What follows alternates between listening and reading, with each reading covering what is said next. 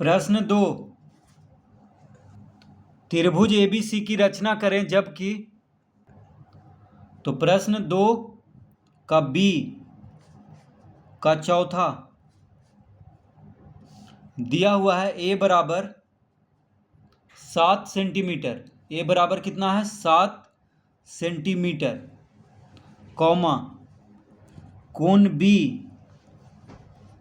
B बराबर है 45 degree. कोण बी बराबर 45 डिग्री है। और सी माइनस बी बराबर है 1 सेंटीमीटर। सी माइनस बी बराबर 1 सेंटीमीटर है।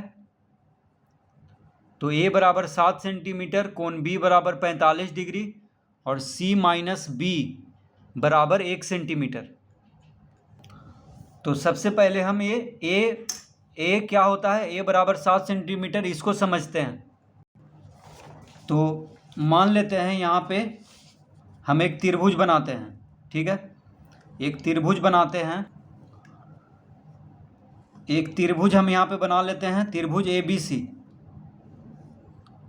ए है ये, बी और सी।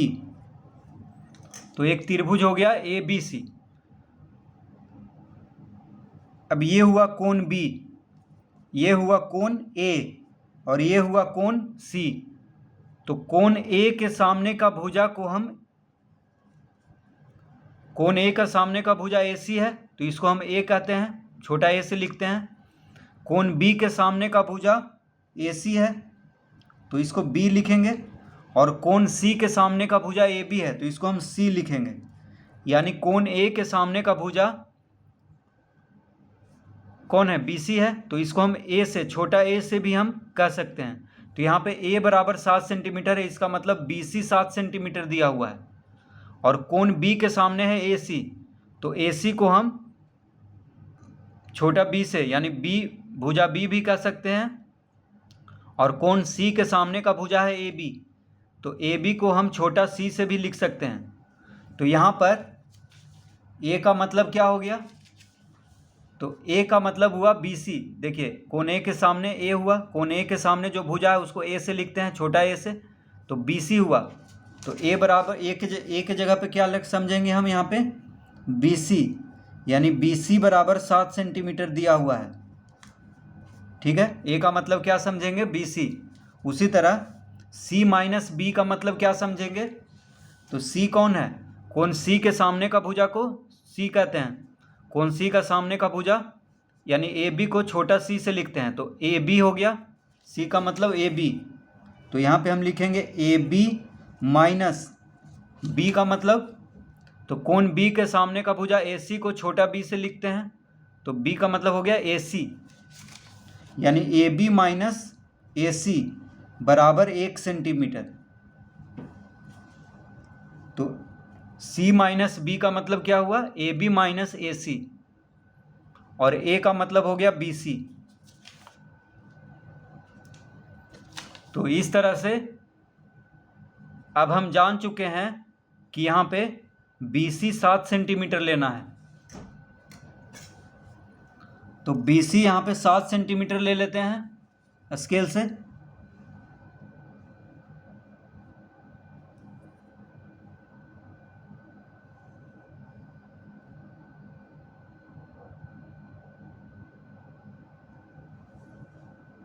तो इस तरह से यहाँ पे हम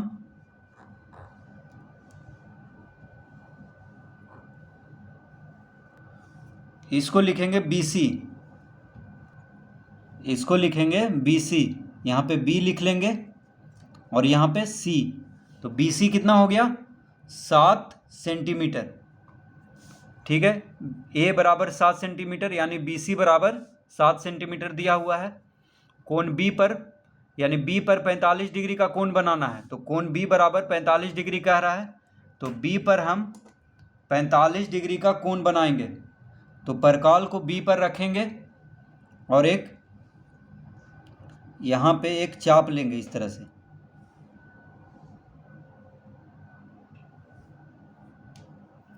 तो 45 डिग्री का मतलब हुआ कि 60 और 30 के बीच में इस तरह से एक चाप ले लेंगे।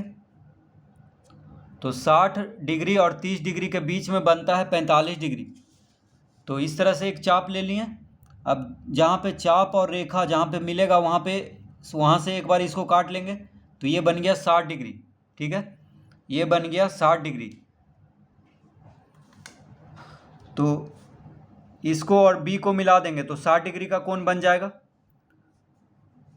तो हमको अब बनाना है 30 डिग्री का कोण, क्योंकि 30 और 60 के बीच में 45 डिग्री होगा। तो 30 कैसे बनेगा?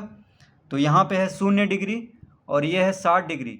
तो 0 और 60 के बीच में 30 डिग्री होगा, क्योंकि 60 का आधा 30 होता है।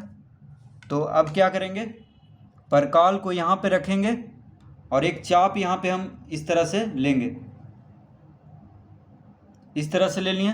अब 60 डिग्री पर परकाल को रखेंगे यहाँ पर। तो 60 डिग्री पर परकाल को रखें और इसको काटेंगे। तो ये बन गया 30 डिग्री। ये कितना बन गया? 30 डिग्री का कोण। तो इसको यहाँ पे एक बिंदु लेंगे जहाँ पे दोनों चाप मिल रहा है। इसको अगर B से हम मिला दें,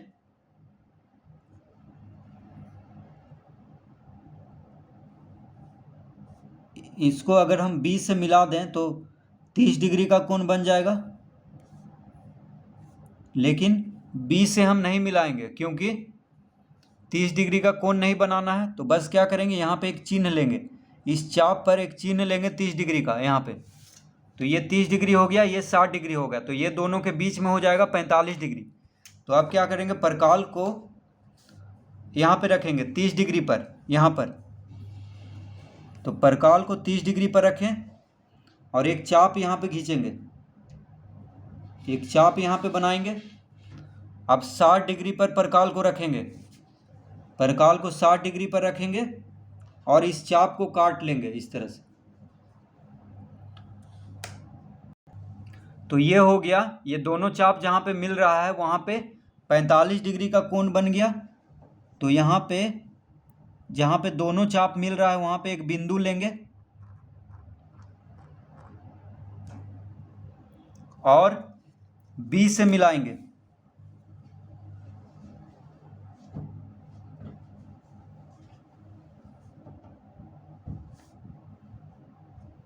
किससे मिलाएंगे? B से। इस तरह से मिला देंगे। तो ये बन गया 45 डिग्री का कोण। तो यहाँ पे हम लिख देंगे 45 डिग्री, 45 डिग्री। तो कोण B बन गया 45 डिग्री। तो इसको हम चेक करके देख लेते हैं। तो चांद से हम इसको चेक करके देखेंगे। तो देखिए एकदम 45 डिग्री का कोण बन गया है। 40 और 50 के बीच में एकदम जा रहा है रेखा। तो ये हो गया 45 डिग्री का कोण। अब क्या कह रहा है, AB माइनस AC। तो AB माइनस AC यानी AB बड़ा है, AC छोटा है, क्योंकि बड़ा में से छोटा भुजा यहाँ पे बड़ा में से छोटा घटता है। तो AB बड़ा होगा, AC छोटा होगा। तो AB कौन है यहाँ पे? AB है ये वाला भुजा। देखिए B यहाँ आ रहा है, तो AB ये हुआ, यानी कोण वाला भुजा बड़ा है और बिना कोण वाला भुजा क्या है? छोटा है। कोण वाला मतलब जिस पे 45 डिग्री का कोण बनाने के लिए कहा है वह भुजा बड़ा है। यानी अगर ये भुजा बड़ा रहता इधर वाला, तब तो हम इस रेखा को नीचे ले जाते और नीचे 1 सेंटीमीटर का माप लेते, ये 1 सेंटीमीटर जो कह रहा है। लेकिन जब ये कोण वाला भुजा यानी AB बड़ा है, तो इसी पर 1 सेंटीमीटर का हम माप लेंगे। तो 1 सेंटीमीटर हम नाप लेंगे परकाल से। इस तरह से देखिए ये है 1 सेंटीमीटर।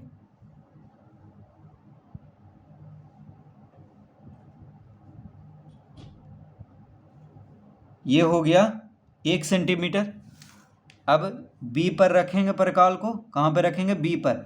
और 1 सेंटीमीटर यानी यहाँ पर,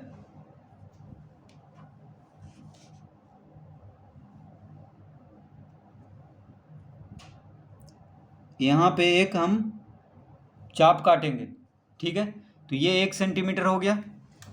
देखिए 1 सेंटीमीटर, यहाँ से यहाँ तक 1 सेंटीमीटर हो गया। तो जहाँ पे 1 सेंटीमीटर आया है वहाँ पे एक बिंदु देंगे, यहाँ पे एक बिंदु दे दिए और यहाँ पे डी लिखेंगे। क्या लिखेंगे? डी। अब इस बिंदु को यानी डी को अब सी से मिला देंगे। तो डी को सी से मिलाएंगे तो देखिए यहाँ पे डी है और यहाँ पे सी है, इन दोनों को मिलाएंगे।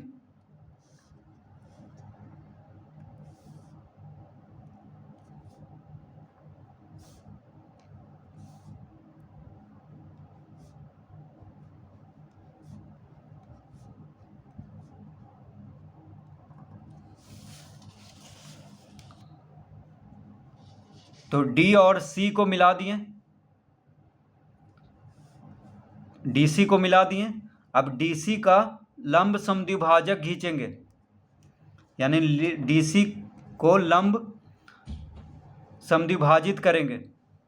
तो उसके लिए क्या करेंगे? परकाल लेंगे और सी पर रखेंगे। कहाँ पर रखेंगे? सी पर।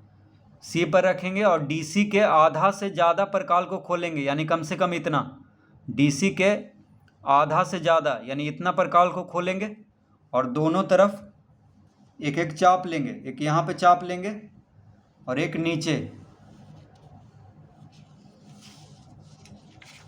एक यहाँ पे और एक नीचे, इस तरह से चाप लेंगे दोनों तरफ सी पर रख करके।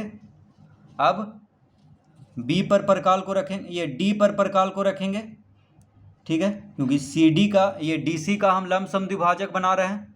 तो अब डी पर परकाल को रखेंगे और इसको काटेंगे, इस चाप को। फिर नीचे तो डी पर रख के दोनों चाप को काट लेना है, इस तरह से काट लेना है। अब दोनों चाप जहाँ पे मिल रहा है वहाँ पे एक बिंदु देंगे,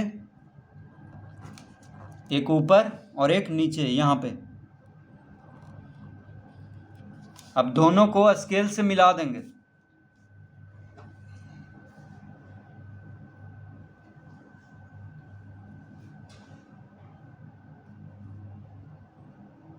इस तरह से स्केल से दोनों को मिलाएंगे।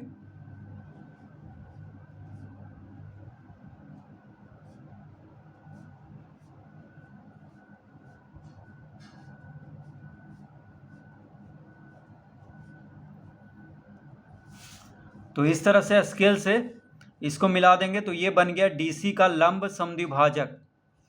अब ये समद्विभाजक और ये जो रेखा आ रहा है, ये कोण वाला रेखा 45 डिग्री वाला जो रेखा आ रहा है, दोनों जहाँ पे मिला है वहाँ पे एक बिंदु देंगे। यहाँ पे एक बिंदु देंगे और यहाँ पे ए लिखेंगे। क्या लिखेंगे? ए।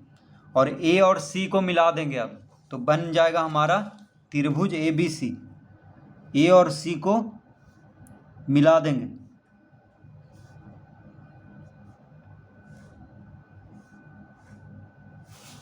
तो ये बन गया त्रिभुज ABC। देखिए त्रिभुज ABC जिसमें कि BC है 7 सेंटीमीटर, कोण B है 45 डिग्री और AB माइनस AC यानी C माइनस B कितना है? 1 सेंटीमीटर। तो AB माइनस AC हम चेक कर लेते हैं यहाँ पर। तो AB कितना है? देखिए AB है 6 सेंटीमीटर और AC है 5 सेंटीमीटर। देखिए AB कितना है? 6 सेंटीमीटर है पूरा पूरी। तो यहाँ पे लिखेंगे AB बराबर 6 सेंटीमीटर और AC बराबर है 5 सेंटीमीटर, ठीक है। तो दोनों का अंतर कितना हो गया? तो AB माइनस AC यानी 6 माइनस 5 बराबर आ गया 1 सेंटीमीटर। तो यही कह रहा था लाने के लिए कि AB माइनस AC आना चाहिए 1 सेंटीमीटर। तो देखिए सच में यहाँ पे आ चुका है AB माइनस AC, यानी AB में से AC को घटाने पर 1 आ रहा है, यानी C माइनस B बराबर 1 सेंटीमीटर। तो इस तरह से हम जांच लेंगे कि ये सही बना है या गलत।